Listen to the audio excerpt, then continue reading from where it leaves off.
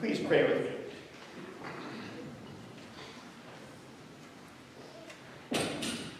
May the words of my mouth and the meditations of our hearts be acceptable in your sight, O Lord, our rock and our Redeemer.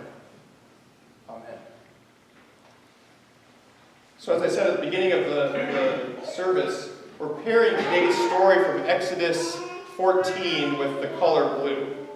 For these first few weeks, we're doing what we're calling our Fall Color Series, where we're taking each one of these stories and we're pairing them with one of the colors of the rainbow. So a few weeks ago, we read the story of Noah. That was kind of our rainbow week, because there was a rainbow with the story. And last week, we paired the color red with the story of Joseph and Potiphar's wife. And today, we're pairing the color blue with this story of Moses and God's chosen people, the Israelites, passing through the Red Sea on dry ground. Part of the idea here is we're giving you a way to remember the story throughout the week. Sometimes you hear the story or the sermon on Sunday, and then by tomorrow it's hard to remember exactly what it's about. And so my hope is that when you go out this week and you see the color blue, maybe you'll think back about this story of Moses and the Israelites passing through the Red Sea safely. Kind of similar when you saw the color red this past week. You could think about the story of Joseph. So what do you associate with the color blue? Perhaps you think of the blue sky, the clear blue sky, or the deep blue sea.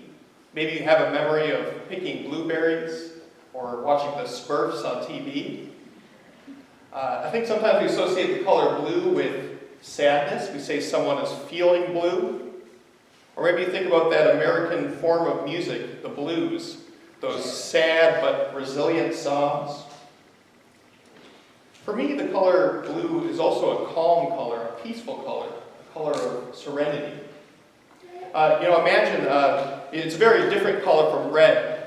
Last week I was saying that a lot of our warning signs or danger signs, caution signs are in red letters. Maybe you can picture a sign that's flashing red saying danger, danger, danger. Now imagine that same sign is flashing danger, but at this time in the color blue. It wouldn't have the same urgency, would it? It would feel a little bit funny to see danger flashing in blue. Or let's imagine you go to the dentist's office and you're feeling a little nervous, and you walk in and the walls are painted this color red, the color of our hymnals. Maybe you feel a little more anxious than you felt before, right? But let's say you go into that same dentist's office and it's painted to look like the sky, with some floating clouds through it, a blue sky. I feel like that would make me feel more calm, more at peace. I can't think of a more serene picture than laying in the grass on a summer's day looking up at a clear blue sky. So it's this sense of peace and serenity that's often associated with blue that I want to connect to our story from Exodus 14.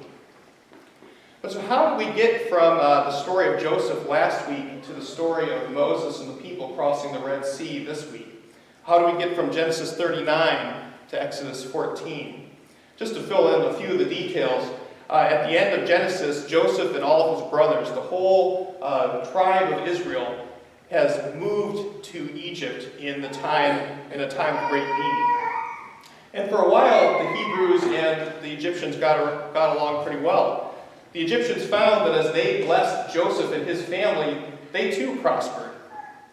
But as time went on, the book of Exodus tells us, there came a Pharaoh, there came a king over Egypt who didn't remember Joseph, who knew not Joseph. And after that Pharaoh became afraid because the Hebrews were becoming too numerous. He was kind of worried that the Hebrews were going to take over his kingdom if they got more and more numerous. They'd be harder to enslave if there were too many of them. And so we get this horrible story about Pharaoh going and killing Hebrew children, killing the boys of the tribe to try and keep their numbers down. And in the midst of all this, God hears their groaning, hears their suffering and slavery, hears their cry for help. And so God calls Moses at the burning bush in Exodus chapter 3 to go to Pharaoh and say, "Let my people go." But Pharaoh and the Egyptians aren't ready to let go of their slaves, all of this free labor that they had. And so they, even after 10 plagues, they're still not so sure that they want to get rid of their slaves. But after the 10th plague, Pharaoh says, fine, you can leave. Which brings us to today's story. Moses takes the people out into the wilderness, starts taking them towards the Red Sea. But then Pharaoh and the Egyptians said, wait a minute, we changed our mind again. Let's go and get them. So they get in their chariots and they're charging to go and catch the Hebrew slaves who are marching towards freedom. Now, I think we should imagine ourselves as some of those people following Moses out into the wilderness. Here they are, they've been through years and years of slavery in Egypt. Moses has said, follow me. They've seen the signs and wonders of the 10 plagues. But here they are approaching the Red Sea, and they hear the charging army coming up behind them. I think we can imagine why they feel afraid. They can't go forward because the water's in front of them. They can't go backwards because the army is charging at them. And they turn to Moses and they start to grumble. They say, weren't there enough graves in Egypt for us to be buried there? Why did you bring us out into the wilderness to die? The life of freedom is too scary at the moment. They kind of want to go back to the way things were, as bad as they were. At least when we were there, we were being fed. Here, you brought us out into the wilderness to die. And then Moses says this kind of strange thing in a way. He says, don't be afraid. Wait and see what's going to happen. Just, the Lord is going to fight for you. You don't have to do anything. Another translation says, you just have to be still. Now, if I was one of those Israelites, I would kind of be like, who elected this guy as our leader, leading us to our death out here, charging at the sea. And Moses is telling us not to be afraid, just to stand still, that the Lord is going to fight for us. I think we can understand why they were grumbling, why they may have looked at each other like, are you sure that we're just supposed to stand still at this moment? I think that speaks to the truth of our humanity, to people like us too. There's a sense in which it's hard for us to accept those passive moments of faith where we can't save ourselves, we just say, God, you're the only one who can save us. It's hard for us to accept that. We're people who like to pull ourselves up by our bootstraps. We're people who like to do things for ourselves. It's hard to be in that moment and not be afraid, to be still and trust that God is God. We too might grumble when we're being led away from something old into something new, even if it's something new that God has promised us will be wonderful.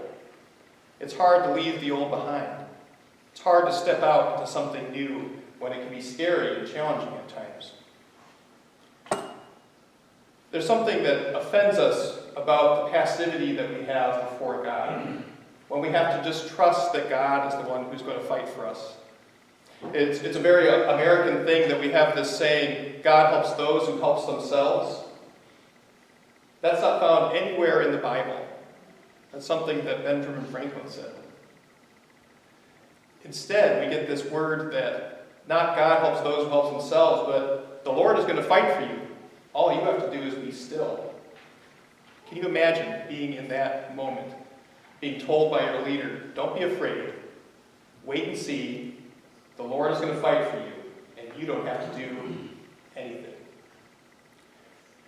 It's a mystery of these stories of faith. Over and over and over again, we see these people finding a sense of peace, finding a sense of courage, finding a sense of serenity, even in the worst of times.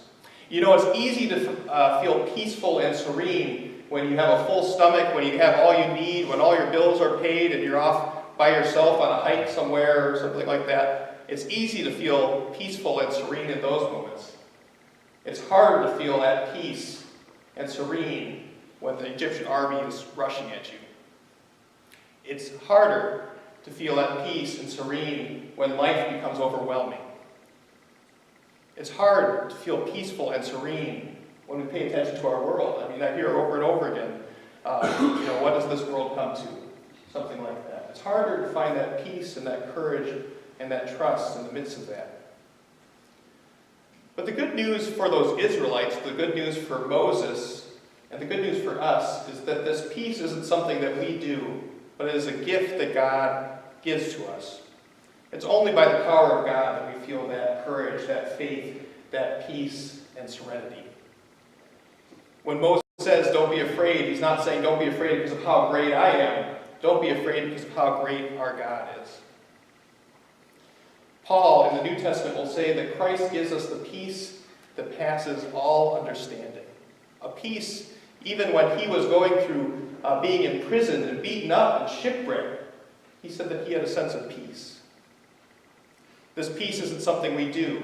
It's something that's given to us through faith and trust in God. Because the good news for the Israelites is that their God does show up. They were still, and God showed up for them and delivered them into freedom. It's a hard message for us to receive, but there's nothing we can do to save ourselves. Only God can save us. That's part of what we're going to celebrate here when we welcome new members with affirmation of baptism. We remember that God saves us, that we cannot save ourselves. It's part of the reason that we practice infant baptism in our church, that we passively are saved by God.